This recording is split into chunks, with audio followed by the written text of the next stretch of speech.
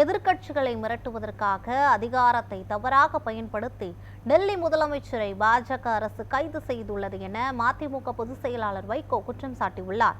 திருச்சி விமான நிலையத்தில் செய்தியாளர் சந்திப்பில் பேசியதை மகாயுத்தம் மேடை பகுதியில் தற்போது பார்க்கலாம். இம்முறை தமிழ்நாட்டிலே 39க்கு 39, புதுவையிலே 1, 40 இடங்களையும் இந்தியா கூட்டணி வெற்றி பெறும் என்ற நம்பிக்கையோடு நான் இருக்கிறேன். அவர்கள் அதிகாரத்தை துஷ்பிரயோகம் செய்துதான் டெல்லியிலே முதலமைச்சரை கைது செய்து கொண்டு போனார்கள். ஆகவே அதிகாரத்தை தவறாக பயன்படுத்துகின்ற அவர்கள்தான் இந்துத்துவ அஜெண்டாவை ஒன்றாக நிறைவேற்றிக் கொண்டே வருகிறார்கள். அவர்கள் அந்த அடிப்படையில் தான் காஷ்மீரை துண்டு துண்டாக்கினார்கள். அடுத்து அவர்கள்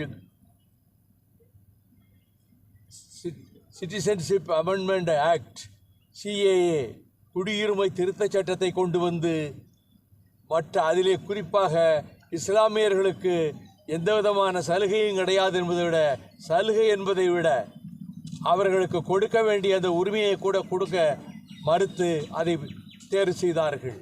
அதைப்போல அவர்கள் அடுத்து பொது சிவில் சட்டத்தை கொண்டு வருவதற்கு முயற்சித்து கொண்டிருப்பார்கள். ஆகவே ஜனநாயகத்திற்கும் மதச்சார்பற்ற தன்மைக்கும் சமதர்ம கொள்கைக்கும் நேர் விரோதமான ஒரு கூட்டம் இன்றைக்கு இந்தியாவிலேயே பல இடங்களிலே ஆட்டம் போட்டு கொண்டிருக்கின்றன. தமிழ்நாட்டிலே அவர்கள் காலெடுத்து வைக்க முடியாது. அவர் முயற்சிக்கிறார்கள். இது பெரியாருடைய பூமி, அறிஞர் அண்ணாவினுடைய பூமி, டாக்டர் கலைஞருடைய வார்ப்பிலே வந்த கூட்டம் இன்றைக்கு திராவிட முன்னேற்ற கழகத்திலே உறுதியாக இருந்து போராடி கொண்டிருக்கிறது.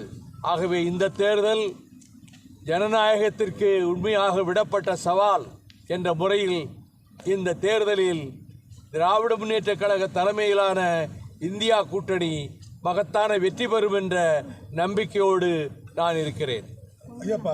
அரவிந்த் கெஜ்ரிவால் கைதுக்கு அரசியல் தான் காரணம் நினைக்கிறீங்களா? ஆமாம், எதிர்கட்சிகள் அச்சுறுத்துறதுக்காக அந்த மாதிரி செய்யறாங்க, மிரட்டுறதுக்காகத்தான், எதிர்கட்சிகளை மிரட்டுறதுக்கு தான், அதுக்காகத்தான் அதை பயன்படுத்துறாங்க. பாஜக எங்களுக்கு சம்பந்தம் இல்லை, அதாவது ஈடி பண்றாங்க, முறைப்படி செய்யறாங்க. பாஜக எதைத்தான் ஒத்துக்கிடுச்சு செய்யறதெல்லாம் செஞ்சுட்டு எங்களுக்கு சம்பந்தம் இல்லைன்னு சொல்லிடுவாங்க.